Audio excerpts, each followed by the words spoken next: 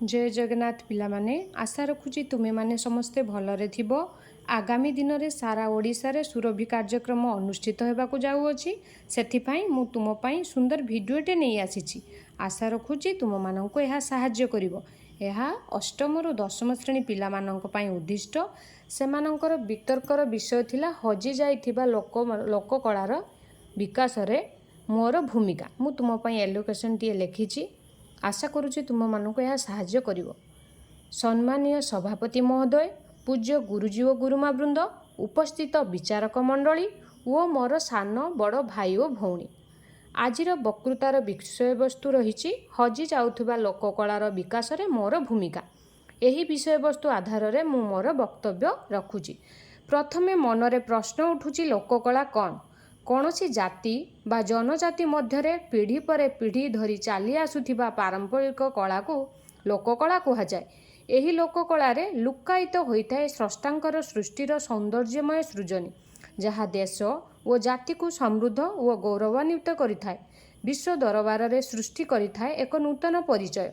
लोककला हेउछि सामाजिक और सांस्कृतिक ऐतिह्य यथा पाला, दासकाठिया, लोकनृत्य, लोककला, विभिन्न देवदेवी पूजा उत्सव, जहिरे भरी रही थाए शिल्पींकर कला चातुरी। ओडिशार लोककला अनेक सांस्कृतिक ऐतिह्य परंपरा रे आच्छादित। हजारे वर्षर पुराणा जीवंत पट्टचित्र, ओडिसी संगीत, कटकर तारकसी काम, भुवनर कंसाबासन, खोर्धार पाइक आखड़ा, पुरीर बालुका शिल्प, पिपिलीर चांदुआ, सर्वोपरि कोणार्क, जगन्नाथ, लिंगराज, खंडगिरी, धौली, केदारगौरी मंदिरर कारुकार्य सृष्टि करिछि आत्मपरिचय तथा आमर अस्तित्व। उत्कृष्ट कलार प्रदेश हेउछि उत्कल। गोटिए सभ्यतार मूलदुआ हेउछि तार संस्कृति और परंपरा। आम संस्कृति, परंपरा और लोककला लोप पाईगले आम सभ्यता मध्य लोप पाइजिवो। आमे हरई बसैबा आमर परिचय। पाश्चात्य सभ्यतार अनुकरण रे आमे हराई बसिचु आमर सभ्यता। केतेबेले कला पहाड़र लोलुप दृष्टित, केतेबेले वैदेशिक आक्रमण, आउ केतेबेले पाश्चात्य सभ्यतार अनुकरणर आमर कारुकार्य, भास्कर्य तथा संस्कृति को ध्वंसाभिमुखी कर देइछि। मु वर्तमान छात्र। आगामी सकाळर नूतन आलोकरे आलोकित होई मु नागरिक हेबि सत, किंतु मोर पिलादिन परी मु हजाई देइथिबि मोर लोककला को। एही लोककला हेउछि आम जातिर अस्मिता।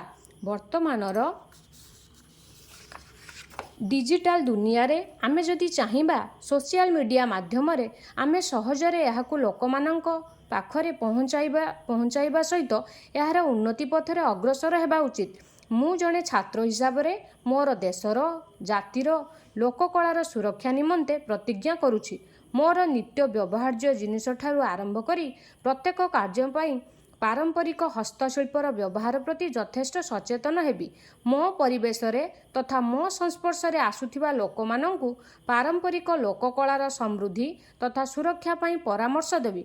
एहाकु पाथेय करी जीविका निर्वाह करुथिबा लोकमानंकर उन्नति कल्पे निजे चेष्टा करिबा सहित सरकारंकर दृष्टिगोचर जेपरि हुए सेथिप्रति चेष्टा जारी रखिबी, जहा द्वारा मो देश तथा जातिर लोककला मो आगामी पीढ़ी पई साइती रखिबी।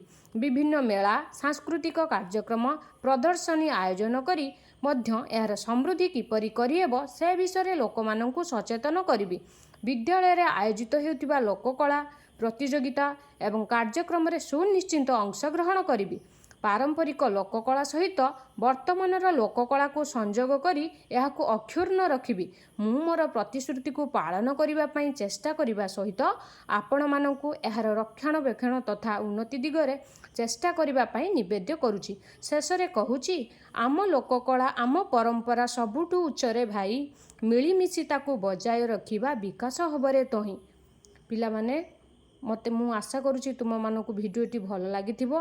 जदि तुमरो साहाय्य रे आसीबो मु बहुत खुशी हेबी। रहुछि।